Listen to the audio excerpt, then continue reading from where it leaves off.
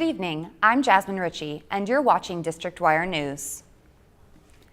3 people are dead following a shooting in Spotsylvania, Virginia, Saturday afternoon. Detectives are calling it a murder-suicide. 38-year-old Megan Scully and her parents, Mary and Robert Scully, were found dead with gunshot wounds. Neighbors say they saw the family's front door wide open and a dog running around the neighborhood. The victims were transported to the medical examiner's office for further evaluation.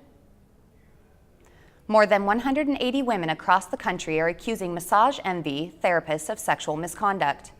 A BuzzFeed report alleges that the massage company, which owns and operates over 1,000 franchise locations, mishandled or ignored most of the cases. At least 2 incidents of sexual misconduct have been reported at a Northwest DC location. The employee in connection with those accusations have been fired and is currently facing trial. A statement from Massage Envy says the reports are heartbreaking and, quote, "Even one incident is too many." The Virginia State Board of Elections is set to certify the results of the November 7th election, but not without controversy. Last week, the Department of Elections disclosed that almost 400 registered voters in the Fredericksburg area were assigned to the wrong House district. Republican Bob Thomas won the district by only 82 votes. The losing Democrat candidate, Joshua Cole, can request a recount once the results are certified. New tolls are set to open December 4th on Interstate 66. Drivers should be aware of the toll testing areas, which are marked by flashing lights. Over the next few weeks, teams from the Virginia Department of Transportation will be monitoring traffic changes affected by the new tolls. During the busiest times, prices are expected to be around $9 per vehicle. Some DC residents are not happy with the new tolls and worry about traffic buildup.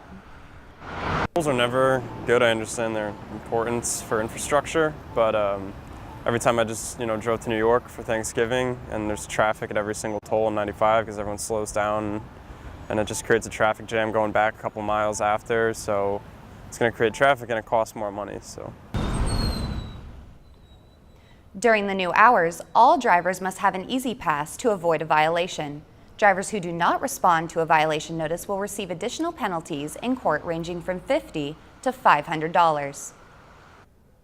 125 people are now U.S. citizens after Mayor Muriel Bowser welcomed them at a naturalization ceremony today. The new citizens recited the Pledge of Allegiance and listened to the national anthem as family and friends packed the courtroom. During the event, Bowser announced a new program to help DC's immigrants become citizens. The program will include workshops to introduce the process, assist with applications, and practice for the test. Miss South Africa is celebrating her victory in the 2017 Miss Universe pageant. 22-year-old Demi Lee Nell-Peters won the crown yesterday at Planet Hollywood in Las Vegas. Last month, Nell-Peters escaped an attempted kidnapping at gunpoint. She says this experience made her passionate about training women in self-defense. She is the second woman from South Africa to take the Miss Universe title.